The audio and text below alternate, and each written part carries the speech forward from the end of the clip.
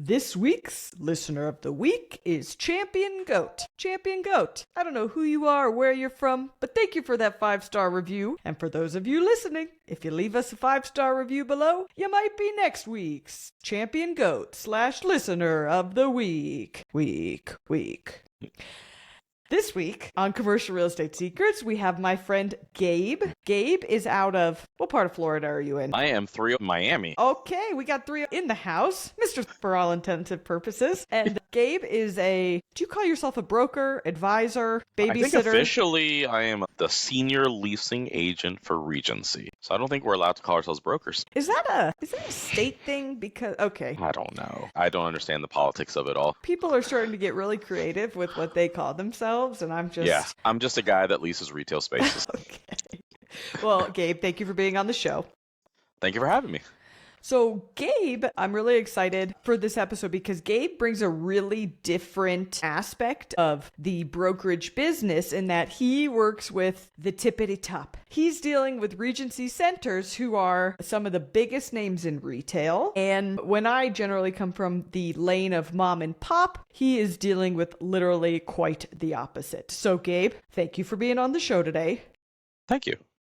It's always a pleasure. It's always great to see you. Can you tell the listeners who you are, what you do, and why we're here today? So I'm Gabriel with Regency. We're a publicly traded company. We own roughly at last count 400 predominantly grocery anchored shopping centers across the United States. I handle the retail leasing in South Florida for roughly 3 million square feet of Class A, Class B retail open air shopping centers. I'd say 99% of it has a grocery store. And so that's, if you see, your Publixes, your Walmarts, your Trader Joe's, Whole Foods, that's typically what the field that we play in. How did you get in the business? So funny enough, I was dating my wife at the time and they had a realtor who was helping her parents flip homes. And I was like, I can do that and I can do it better than him. And so I got into residential real estate, hated my life for 2 years, and I accidentally did an edible arrangements deal at a friend's uncle's strip center. And through that process, I was like, I enjoy this. This is a lot of fun. And then I kind of transitioned from the residential side into commercial, which is that my daughter is 17. So 17 years ago. So 15 years ago, I transitioned into commercial the hard way, doing every kind of deal imaginable and kind of working my way into the landlord role from there. So I laugh because I think every broker starts just trying to do any deal that they can. Yeah, anything. Do you have any really memorable deals from that period of your career that you could talk about? That I can talk about. There was a gentleman who was trying to open a billiards hall. And so I didn't know about rules and restrictions and county ordinances and everything. And so we did a deal with him in a warehouse in an industrial part of town. And he ended up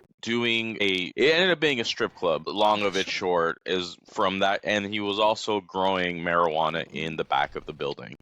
And Classic. So it turned into a whole thing. It was all over the news back then. And this was like the 3rd deal I ever worked on. And I was like, well, if this is how my career starts, I guess it can only go up from here. Such a typical Miami story. But the guy ended up getting arrested. We had to get deposed and everything and hand over files and all that. But that was a 6-month process of, oh my God, what did I do and what am I getting into? It's so funny. We have a joke. We had recently a tenant who we placed in one of our own buildings that we property manage. When you turn on the TV and you see your building on the TV, and it's never good. They were doing money laundering or something, and we laugh about that type of marketing because if you can't cry, you might as well laugh. That's about what it is today. Like I told you before coming online, it's one of those days where you're just kind of like, I gotta laugh because if not, I'm going to be curled up in the corner crying. And that's happens more often than not in our business. So what does a day in your life look like as a retail leasing champion? A lot of emails. I think this section gets broken down into first part of the day is reading the news. So as a retail landlord, you kind of want to know what's happening. So today is a great example. A Dollar Tree and Family Dollar announced that they're closing a bunch of stores. So you just want to read through that article, go through, are there any store closures? Is there anything that's been announced that I need to be aware of? And that's all the time. Every day there's new news articles. So that's the morning. From there, it's getting into the emails, going into C-suite stuff, going through corporate kind of emails and making sure budgeting and all that's done where it needs to be. And then from there, you kind of diving into deals. And so we are going through open deals, people to follow up with. We're responding to letters of intent. We're making sure that inspectors are doing what they need to do, that surveys are back where they need to be, answering phone calls, scheduling out for the day. And that's usually the first half of the day. Second half of the day, I usually reserve it to go, like if I'm doing lease, like when we finish today, I've got about 4 leases to go through. And these are, I need to read this and make sure what I'm agreeing to, make sure my legal team is on the same page with me, making sure I'm explaining things to the tenants correctly. And so that's usually the second half is legal reading and just a lot of reading. And people say that brokers don't know how to read. Well, I'd argue that they're probably right because I see some of these emails and red lines and I don't think most of them do know how to read. But that's about the bulk of the day. It's a lot of showings, a lot of phone calls, a lot of emails, a lot of reading from letters of intent, which are the proposals to rent spaces, and the actual lease documents themselves.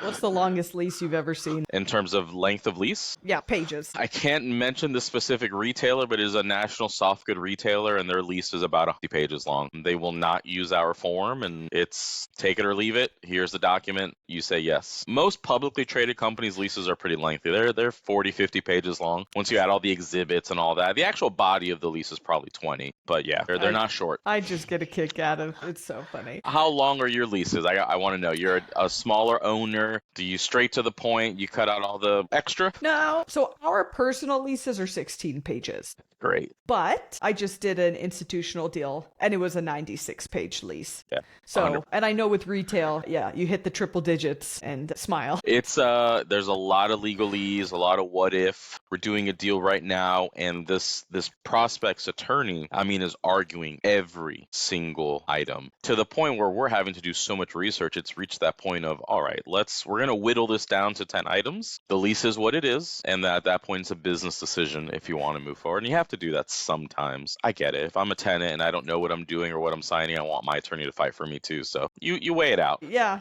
they talk about deal maker and deal breaker attorneys and. Hey. This individual is leaning towards deal breaker, and we're trying to save it because it's a great operator, great use, it's a great fit for the center, and come hell or high water, we're going to find a way how to get past this attorney and get the deal done. Hey, your landlords are lucky to have you because that's one way to look at it. When it's the right deal, it's the right deal, and so you got to fight for it. And whether it's the attorney or city or zoning or waivers or exclusives, whatever, there's no easy deal. They just don't exist anymore. And so every deal is going to have 15 hurdles, and which ones am I jumping over today for this deal? And if it's the right guy or girl, you're going to make it happen. Yeah, ain't that the truth? I'm still waiting for the perfect deal. They don't exist. Okay. Well, you know what? I get one a year. I get one where it's asking rent, no landlord work, simple lease negotiation, fantastic financials. They read it. There's 5 to 10 comments. We agree to it. We sign it. I get one a year. It's perfect. And you earn it. Those are earned, not... Yes, they are. Ready to shatter your glass ceiling while creating legacy and financial freedom? Head to my show notes for our free guide, How to Get Started in Commercial Real Estate.